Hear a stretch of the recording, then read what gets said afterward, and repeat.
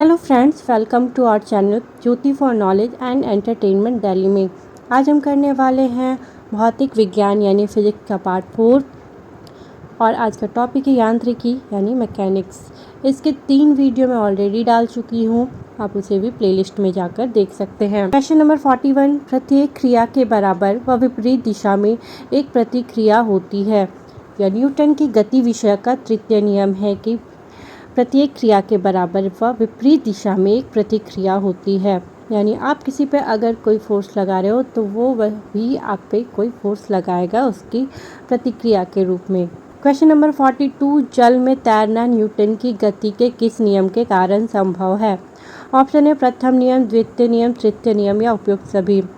तो जल में जो तैरना यह न्यूटन की गति के तृतीय नियम के कारण संभव है। अभी हमने पढ़ा कि अगर जल हम पे कोई क्रिया बल लगाता है तो हम भी उस पर प्रतिक्रिया बल लगाते हैं, इस कारण से जल में तैरना संभव हो पाता है। क्वेश्चन नंबर 43, कोई पिंड तब तक विरामावस्था में ही बना रहेगा जब तक उस पर कोई बाह्य बल कार्य नहीं करता। यह कथन किसका है?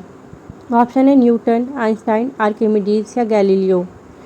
तो यह जो ऑप्शन आएगा यह न्यूटन होगा। जो न्यूटन का प्रथम नियम है उसके अनुसार से कोई भी पिंड तब तक विरामावस्था में रहेगा या तब तक गतिशील अवस्था में रहेगा जब तक कि कोई बाह्य बल कार्य नहीं करता है। क्वेश्चन नंबर 44, न्यूटन की गति के नियम के अनुसार निम्न में से कौन सा कथन सत्य है? ऑप्शन में आते हैं प्रथम नियम से बल की परिभाषा ज्ञात की जाती है, ये बिल्कुल गलत है। द्वितीय नियम से बल की परिभाषा ज्ञात की जाती है, ये बिल्कुल सही है। द्वितीय नियम से बल की परिभाषा ज्ञात की जाती है कि बल जो होता है यह द्रव्यमान और त्वरण के अनुक्रमानुपाती होता है। क्वेश्चन नंबर 45, किसी पिंड के उस गुणधर्म को क्या कहते हैं जिससे वह सीधी रेखा में व विराम या एक समान गति की स्थिति में किसी भी परिवर्तन का विरोध करती है? ऑप्शन है गतिहीनता, जड़त्व, कुल भार या अक्रियता। तो इसका आंसर हो जाएगा ऑप्शन बी, जड़त्व। कि जड़त्व जो है यह विराम या एक समान गति की स्थिति में भी परिवर्तन का विरोध करती है। क्वेश्चन नंबर 46, न्यूटन की गति का प्रथम नियम क्या कहलाता है? ऑप्शन है संवेग संरक्षण का नियम, जड़त्व का नियम, गतिशीलता का नियम या इनमें से कोई नहीं। तो न्यूटन की गति का प्रथम नियम ये जड़त्व के नियम को बताता है या जड़त्व का नियम कहलाता है। क्वेश्चन नंबर 47, गाड़ी खींचता हुआ घोड़ा किस बल के कारण आगे बढ़ता है? बहुत इंटरेस्टिंग है।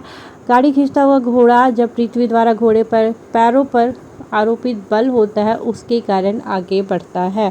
ऑप्शन डी सही आंसर है। क्वेश्चन नंबर 48, गतिशील वाहन के अचानक रुकते ही यात्री सामने की ओर क्यों गिर पड़ते हैं? तो इसका आंसर सिंपल है कि यात्री के शरीर का जो निचला भाग है वो तो रुक जाता है लेकिन ऊपरी भाग जड़त्व के कारण गतिशील अवस्था में रहता है। ऑप्शन सी सही आंसर है। क्वेश्चन नंबर 49, रॉकेट डैश सिद्धांत पर कार्य करता है? ऑप्शन है ऊर्जा संरक्षण, बर्नौली प्रमेय, एवोगाड्रो परिकल्पना या संवेग संरक्षण। तो रॉकेट जो है यह संवेग संरक्षण के सिद्धांत पर कार्य करता है। ऑप्शन डी सही आंसर है। क्वेश्चन नंबर 50, अश्व यदि एकाएक चलना प्रारंभ कर दे तो अश्वारोही के गिरने की आशंका का कारण है? ऑप्शन है जड़त्व आघूर्ण, द्रव्यमान का संरक्षण नियम, विश्राम जड़त्व या गति का तीसरा नियम।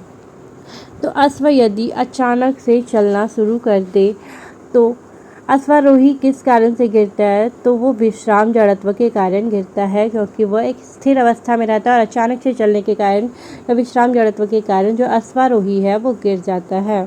Thank you for watching this video. मिलते हैं कल नए क्वेश्चन आंसर के साथ। तब तक के लिए आप सभी को bye bye and have a nice day to all of you.